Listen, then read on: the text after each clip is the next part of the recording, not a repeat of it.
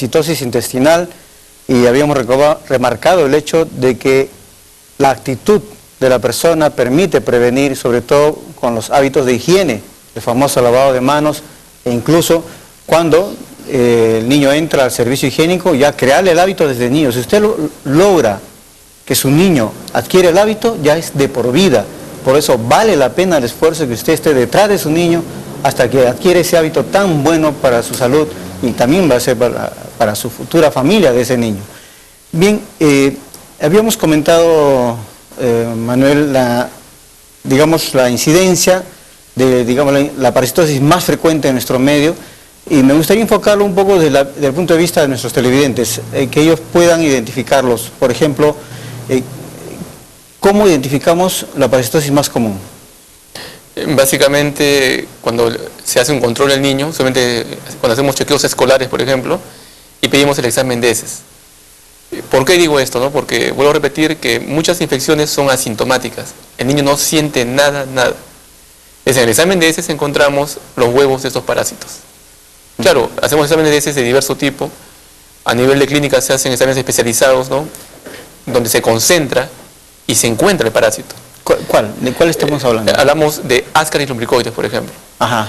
El gusano redondo o lombriz, ¿no? Nosotros decimos lombriz. La gente le dice lombriz. Lombriz, todo el mundo dice lombriz. Nosotros decimos Ascaris, ¿no? Gusano redondo del hombre. Es muy frecuente y cada hembra pone por día entre 200.000 a 240.000 huevos. Wow. Por día, y durante toda su vida, que vive más o menos 2 años en promedio, pone 27 millones de huevos. ¿Cada una? Cada hembra. Entonces, este parásito pone los huevos, y los huevos salen por las heces, contaminan los suelos, ¿no? Después de un tiempo, esos huevitos ya pueden contagiar. Entonces, si ese huevito que está de repente con las heces en la tierra, en cualquier parte del Perú, en la costa, sierra o selva, el viento arrastra el huevito hacia el agua o la comida, yo ingiero mis alimentos, tomo el agua y ya me contagié. Y en este caso la vía sería el agua. El agua o alimentos, contaminados con estos huevitos. Estos huevitos pueden estar en el medio ambiente hasta 10 años. 10 años contagiando, ¿no? Nosotros decimos viables, contaminando alimentos y agua, los consumo y ya estoy contagiado. Después de más o menos 1 mes y medio ya tengo un adulto en mi intestino delgado, ¿no? Este es un intestino grueso, pero ya dentro de él viviría el Ascaris o lombriz. ¿Y hasta qué tamaño alcanzan? En verdad, porque esos son visibles. Claro, sí, claro, porque a veces los niños lo botan por el potito, o cuando tienen diarrea, pueden medir hasta 40 o hasta 50 centímetros cada uno. Son largotes y gruesos, y salen y empiezan a moverse. Son gruesos, de color carnoso, a veces medio perlado. O a veces cuando vomitan, también pueden botarlo por la boca o sale por la nariz. Es terrorífico, en verdad, da mucho temor. Pero el hábitat es usualmente dentro de la luz del intestino, ¿no? Dentro de la luz, dentro del huequito están viviendo, se mueven. Cuando hay muchos parásitos de ese tipo, sí hay síntomas. Dolor de barriguita, le duele la barriga, tienen náuseas, está sin apetito, retortijón, diarrea. Y cuando este parásito hace un ciclo en el cuerpo, porque este parásito dentro del ciclo, así como alguien el octavo pasajero, antes de llegar al intestino, pasó por la sangre, pasó por el hígado, pasó por el pulmón, ¿no? Incluso pasó antes por el corazón. Luego del pulmón sube y recién pasa al tubo digestivo. Donde ahí va a crecer ya como adulto. Y cuando ocurre eso, hay otros síntomas. Es una picazón del cuerpo. Parece que dice, no, tengo alergia, tengo urticaria. Y es parte del ciclo de ese parásito. A veces tos, dificultad respiratoria, como si tuviera asma. Pero es parte del ciclo de ese parásito. Por lo tanto, no es tan sencillo a veces, pero un clínico experto, un pediatra experto, un infectólogo, ¿no?, rápidamente enlaza y dice, no, lo que tiene su hijo se debe a que posiblemente tiene una parasitosis. Lo vuelvo a repetir, no es tan frecuente lamentablemente los síntomas y a veces cursan de forma sintomática, tienen a los parásitos dentro y contagian a mucha gente. Ajá. Y Jorge, ¿en caso de adultos has percibido así, digamos, que haya infestación? Sí, justamente los síntomas de estas enfermedades están en relación con los números, la cantidad de parásitos. La cantidad de parásitos es lo que se relaciona con los síntomas. Muchas veces hay casos de obstrucción intestinal, llegan a la emergencia con todos los síntomas de una obstrucción intestinal y entra a sala de operaciones por obstrucción intestinal y realmente se encuentra pues un ovillo de Ascaris. sea, como una pelota que ha llegado a obstruir. Claro, que ha llegado a obstruir el intestino, así es, y eso logra hacer toda la sintomatología de una obstrucción intestinal. Y como dice Manuel, hasta uno puede pensar que hay un tumor o algo y resulta que es, que es el ovillo de parásitos. Así es. O también se pueden introducir dentro del apéndice y originan una apendicitis. No sería muy raro, pues, al hacer la extracción de un apéndice encontrar, pues, uno de estos parásitos. También se logran introducir en el conducto del coledo, que originan una... Uy, eso sí es peligrosísimo. Claro, pero esto está en relación con la cantidad de parásitos, ¿no? O sea, no esperemos a tener una gran cantidad para tener complicaciones como la que están mencionando, que realmente son peligrosas. O sea, y trascienden otros órganos. Exactamente. Muy bien, tenemos una llamada telefónica. Adelante. Buenas tardes, doctor. Buenas tardes. Mi nombre es Alberto. Llamo de Jesús María. Tengo 50 años y hace tiempo atrás he padecido de una anemia. Nadie daba con mi anemia y el por qué mi hemoglobina estaba baja. Hasta que un médico me pidió un examen de heces y el resultado tenía parásitos. El doctor me dijo que esa era la causa de mi anemia. ¿Es esto cierto? Gracias. Bien, gracias a usted. Tengo la impresión como que la pregunta es parásitos, pero ¿qué tiene que ver los parásitos para mi anemia? ¿Es posible establecer esa relación, Manuel? Sí, justamente hay parásitos que típicamente se manifiestan como anemia. O sea, cuando acuden al médico, van anémicos. Se cansan para caminar, les falta aire, les duele la cabeza, y la gente que lo conoce dice, estás como un papel, estás blanco como un papel. Lo evalúa el médico, no hay casi sangre, ¿no? Le piden su hemoglobina y le encuentran bastante baja. O sea, el paciente puede estar alimentándose bien, todo, y a pesar de eso está anémico. Exactamente, y es una anemia crónica que ha ido bajando. Por ejemplo, si mi nivel de hemoglobina era 15, a través de los años he ido bajando de 15 a 10, 6, hasta 2 de hemoglobina y sigo caminando como si nada. O sea, tu cuerpo se va adaptando. Se va adaptando, ¿no? Porque la pérdida de sangre es día tras día se pierde un poquito de sangre, y no se recupera del todo. ¿Y cómo la perdemos? ¿Cuál Se pierde justamente porque el parásito dentro del intestino se prende como una agujita, como un ganchito. Ajá. Y ese parásito llamado uncinaria, por ejemplo, el típico, hay dos tipos de uncinaria. La uncinaria se prende como un ganchito y su alimento más importante es la sangre del ser humano. Como está prendido, toma un poquito, pero ya ha hecho un huequito.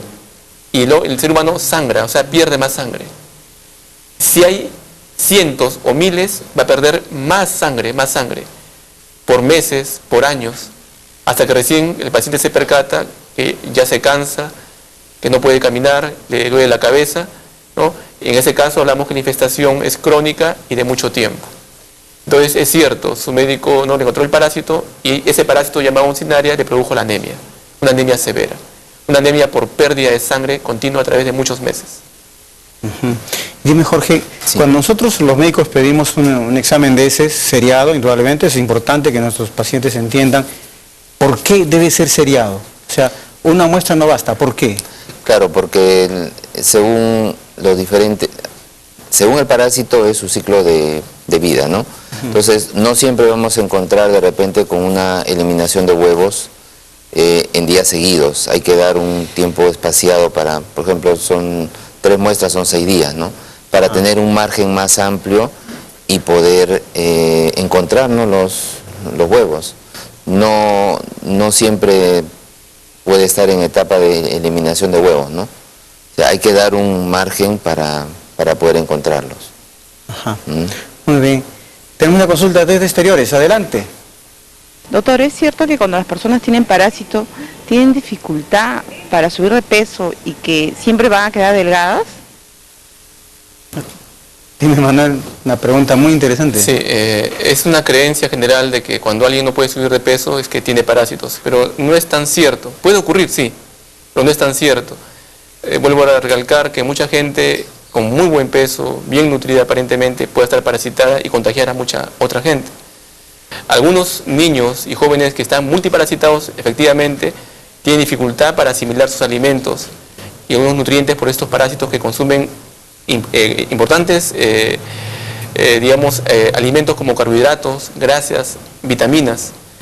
El mismo gusano redondo, la lombriz, es un tipo de parásito que consume alimentos nuestros. en grandes cantidades. Si ya sabemos que uno puede llegar a medir hasta medio metro y requiere alimento nuestro para alimentarse, si tuviera 10 o 20, ¿no? Gran parte de mis alimentos se los consume él. Entonces sí, cuando tengo buena cantidad de estos parásitos, podría yo estar bajo de peso, tener dificultad para subir de peso y a veces tener síntomas, digamos, gastrointestinales como dolor abdominal, diarrea, a veces mucho sueño, intranquilidad. Pero también esta dificultad para subir de peso puede deberse a otras causas, ¿no? Por lo tanto, a veces decimos una de las causas pueden ser parásitos, pero hay otras causas que son aparte, son diferentes. Muy bien. Y hay algo que los pacientes siempre preguntan, Manuel, y creo que debemos aclararles, que a veces nos llega el resultado y hay 2, 3, 4 parásitos. Y le decimos, sí, con esto lo vamos a curar. Doctor, ¿y este? ¿Y este qué hace aquí? Porque yo no quiero tenerlo, ¿no? Y uno le dice, no, señor, que hay ciertos microorganismos que están, casi conviven con nosotros, pero que no son dañinos. Pero a veces no entienden eso. ¿Cómo lo manejas? Sí, los buenos laboratorios reportan todo lo que encuentran. Y así tiene que ser. Porque al final el que hace el diagnóstico es el médico. El laboratorio es una ayuda diagnóstica. Efectivamente, conocemos algunas especies que son llamadas comensales, que teóricamente no deberían producir ningún daño en el ser humano, o sea, no son parásitos. Pero el médico es el que al final va a poder determinar si ese comensal, que supuestamente no hace daño, es el causante o no. Entonces, yo le explico esto al paciente, si veo su estado general, veo su estado de inmunidad, veo que está asintomático, no hay ningún síntoma, entonces le digo, ¿sabe qué? Estos que están aquí, estos nombres que le han puesto, no son importantes y no requieren ningún tratamiento. O si yo tengo un paciente que está asintomático, por ejemplo, que está con diarrea, está bajando de peso, se siente mal, y encuentro esos comensales, como clínico estoy obligado a de repente decir, posiblemente esos parásitos, esos gérmenes, entre comillas, sí son la causa de la enfermedad de este señor y sí amerita un tratamiento. Casi siempre ha pasado que le he dado tratamiento y ha mejorado rápidamente. Por lo tanto, tampoco puedo descartarlo, ¿no? Pero depende mucho, digamos, del cuadro clínico del paciente y el paciente requiere ser informado. Yo tengo que informarle correctamente, darle la información correcta para que él me entienda. Es otra forma de probar de que el trabajo médico no es algo automático ni mecánico. Manuel acaba de decir algo importante. Lo que para algunas personas pueden ser comensales sin mayor importancia patológica, para otros pueden convertirse en la causa de sus molestias, pero ahí está el criterio médico. E incluso en el último bloque vamos a tocar algo muy importante, que a veces este tipo de parásitos se convierten en muy patológicos en casos que tienen sus defensas muy deprimidas. Y ustedes ya conocen que hay una enfermedad que existe en nuestro medio ahorita, que es el VIH, que puede llevarnos a esos, y Manuel nos va a comentar algo sobre eso, porque es importante también tenerlos en cuenta. Bien, recuerden, amigos, que si quieren hacer